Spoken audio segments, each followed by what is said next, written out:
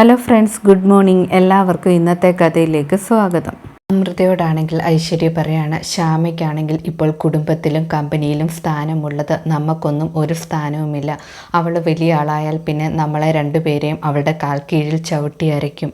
നമ്മളുടെ ഭർത്താക്കന്മാരാണെങ്കിൽ നമുക്കൊരു സപ്പോർട്ടുമില്ല. പക്ഷേ അവൾക്ക് അങ്ങനെയല്ല. അഖിൽ ഭയങ്കര സപ്പോർട്ടായിട്ടാണ് നിൽക്കുന്നത്. അതുകൊണ്ട് 15-ാം തീയതിയുള്ള വിവാഹം നടക്കാൻ പാടില്ല, ചെങ്കൽ അമ്പലത്തിൽ പോകാനും പാടില്ല എന്നൊക്കെ പറയുന്നു. അമൃത അപ്പോൾ ചോദിക്കുന്നുണ്ട്, നീ ഇതൊക്കെ എന്നോട് പറയാൻ എങ്ങനെ നിനക്ക് ധൈര്യം വന്നെന്നൊക്കെ. ഐശ്വര്യ അപ്പോൾ പറയാൻ, ഏട്ടത്തി ഇങ്ങനെയൊക്കെ പറയും തന്നെ എനിക്കറിയാമായിരുന്നുവെന്ന്. ആ സമയത്ത് അവിടേക്ക് അപ്പച്ചിയും വരുന്നുണ്ട്. അപ്പച്ചിയാണെങ്കിലും ഉപദേശിക്കുകയാണ് അമൃതയെ, നിങ്ങൾ രണ്ടുപേരും ഒത്തുചേരുന്നതാണ് നല്ലത്, നിങ്ങൾ ഒരുമിച്ച് നിൽക്കണമെന്നൊക്കെ പറയുന്നു. അപ്പച്ചിയാണെങ്കിൽ അമൃതയുടെയും ഐശ്വര്യയുടെയും കൈ ചേർത്ത് പിടിക്കാൻ നോക്കുന്നുണ്ട്. അമൃത പക്ഷേ ആ കൈ തട്ടി മാറ്റുന്നു. അമൃത പറയാണ്, ശ്യാമയാണെങ്കിൽ എന്നെ പോലെ തന്നെ ഈ കുടുംബത്തിൻ്റെ നല്ലത് മാത്രമേ അവൾ ആഗ്രഹിക്കുന്നുള്ളൂ. ഉറപ്പായിട്ടും 15-ാം തീയതി അവളുടെ വിവാഹം നടക്കുമെന്നൊക്കെ പറയാണ്. ഐശ്വര്യ ഓർമ്മിപ്പിക്കുകയാണ്, നേരത്തെ എൻ്റെ കയ്യിൽ നിന്ന് കിട്ടിയത് നിനക്ക് മതിയായില്ല, ഇനി എന്തെങ്കിലും പ്രശ്നമുണ്ടാക്കിയാൽ അതിൽ കൂടുതൽ കിട്ടുമെന്നൊക്കെ അമൃത പറയുന്നു.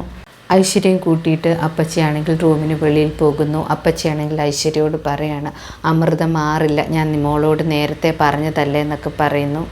ഐശ്വര്യ അപ്പോൾ പറയണം, ഞാൻ ഇടയ്ക്കിടയ്ക്ക് അമൃതയോട് ഈ കാര്യം സംസാരിച്ചു കൊണ്ടേയിരിക്കും, അങ്ങനെയാണെങ്കിൽ അമൃത എടുത്തി ഉറപ്പായിട്ടും മാറിക്കോളുമെന്നൊക്കെ പറയുന്നു. നാളെ എന്തായാലും ഭർത്താവ് ഭാര്യയാണ് ഈ ചൊരുക്കുന്ന ചടങ്ങല്ലേ നടക്കാൻ പോകുന്നത്, അതിനുശേഷം വീണ്ടും സംസാരിക്കാമെന്നൊക്കെ പറയുന്നു. പിന്നീട് കാണിക്കുന്നത് അഖിലാണെങ്കിൽ ചടങ്ങുകൾക്കായിട്ട് എല്ലാ കാര്യങ്ങളും തയ്യാറാക്കുകയാണ്. അമൃതേട്ടത്തെയാണെങ്കിൽ ശ്യാമയും കൂട്ടിയിട്ട് വരുന്നത്. ശ്യാമ അപ്പോൾ പറയുന്നുണ്ട്, എനിക്ക് കുറച്ച് നാണമാകുന്നെന്നൊക്കെ. ഐശ്വര്യയാണെങ്കിൽ എല്ലാവരെയും മുന്നിൽ വെച്ച് കുറ്റപ്പെടുത്തുന്നുണ്ട്, എന്തിനാണ് ഇങ്ങനത്തെ ചടങ്ങുകളൊക്കെ, ഈ ഭർത്താവ് ഭാര്യ ഒരുക്കുന്ന ചടങ്ങൊക്കെ ബെഡ്റൂമിൽ ചെയ്താൽ പോരെ എന്നൊക്കെ പറയുന്നു. ശ്യാമയ്ക്ക് നാണമാണെന്നൊക്കെ അമൃത പറയുന്നുണ്ട്. അതാണെങ്കിൽ കേട്ടിട്ട് ഐശ്വര്യ പറയാണ്, ഇതൊക്കെ കള്ളത്തരമാണെന്ന്. ശ്യാമയുടെയും അഖിലിൻ്റെയും പെരുമാറ്റം കണ്ടാൽ തോന്നും ഇവർ രണ്ടുപേരും ആദ്യമായിട്ടാണ് കാണുന്നതെന്നൊക്കെ. ഐശ്വര്യയുടെ പെരുമാറ്റമാണെങ്കിൽ അഖിലിന് ഇഷ്ടപ്പെടുന്നില്ല. അഖിലാണെങ്കിൽ ഐശ്വര്യയോട് ദേഷ്യപ്പെടുകയാണ്. വസുന്ധരാദേവിയാണെങ്കിൽ വിട്ടേക്ക്, പ്രശ്നമൊന്നും ഉണ്ടാക്കണ്ട എന്ന് പറയുന്നു. അതിനുശേഷം ചടങ്ങുകൾ നടക്കുന്നു. അഖിലാണെങ്കിൽ ശ്യാമയുടെ മുടിയിൽ കുന്തിരിക്കം കൊണ്ട് പുകയ്ക്കുന്നു. അതിനുശേഷം പാല് കുടിപ്പിക്കുന്നു. അതേസമയം അമൃതേട്ടത്തിയാണെങ്കിൽ റൂമിൽ പോയിട്ട് വിഷമിക്കുകയാണ്. എൻ്റെ ഭർത്താവിൽ നിന്നും ഇനി ഒരു സ്നേഹപ്രകടനങ്ങളൊന്നും ഉണ്ടാകില്ല, എല്ലാത്തിനും കാരണം ആ അശ്വതിയാണെന്നൊക്കെ വിചാരിക്കുന്നു. റൂമിലേക്ക് ആ സമയത്താണെങ്കിൽ ഐശ്വര്യ വരുന്നുണ്ട്. ഐശ്വര്യ പറയാണ്, നമ്മുടെ ഭർത്താക്കന്മാരാണെങ്കിൽ നമ്മളെ പരിഗണിക്കുന്നില്ല, നമ്മൾ രണ്ടുപേരുമാണെങ്കിൽ ഈ വീട്ടിൽ ഒറ്റപ്പെട്ടു പോകും. ആ ചടങ്ങുകളൊക്കെ നടന്നപ്പോൾ അമൃതേട്ടത്തി ഭർത്താവിനെ കുറിച്ച് ചിന്തിച്ചില്ല എന്നൊക്കെ ചോദിക്കുകയാണ്. അമൃത അപ്പോൾ പറയുന്നുണ്ട്, നിനക്ക് ചടങ്ങുകൾ ഇഷ്ടമല്ലെങ്കിൽ നീ എന്തിനാണ് കാണാൻ പോയത്, കാണണ്ടായിരുന്നു എന്നൊക്കെ ഐശ്വര്യയോട് പറയുന്നു. ഐശ്വര്യ അപ്പോൾ പറയാണ്, ഞാൻ പറയുന്നതൊക്കെ ശരിയാണെന്ന് അമൃതേട്ടത്തിക്ക് ഒരു ദിവസം മനസ്സിലാകും.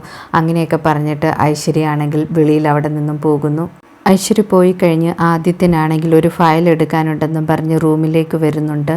അമൃത വിചാരിക്കുന്നുണ്ട് ആദിയാണെങ്കിൽ ഫയൽ എടുത്ത് വെളിയിൽ പോകുമ്പോൾ അമൃതയെ ഒരുപാട് സ്നേഹിക്കുമെന്നൊക്കെ. പക്ഷേ അങ്ങനെയൊന്നും നടക്കുന്നില്ല. അമൃതയ്ക്കാണെങ്കിൽ അതും വിഷമമാകുന്നു. അമൃത അപ്പോൾ മനസ്സിൽ വിചാരിക്കുകയാണ്, എൻ്റെ ഭർത്താവ് എന്നെ സ്നേഹിക്കണമെങ്കിൽ ഇനിയും അവളെ കൊല്ലണമെന്നൊക്കെ. പിന്നീട് കാണിക്കുന്നത് അശ്വതിയുടെ അമ്മയാണ്. അശ്വതിയുടെ അമ്മയാണെങ്കിൽ മായയുടെയും ജഗന്നാഥൻ്റെയും അടുത്തേക്ക് ചെല്ലുന്നു. രണ്ടുപേരും അവരോട് ചോദിക്കുന്നുണ്ട് എന്താണ് വന്നതെന്നൊക്കെ.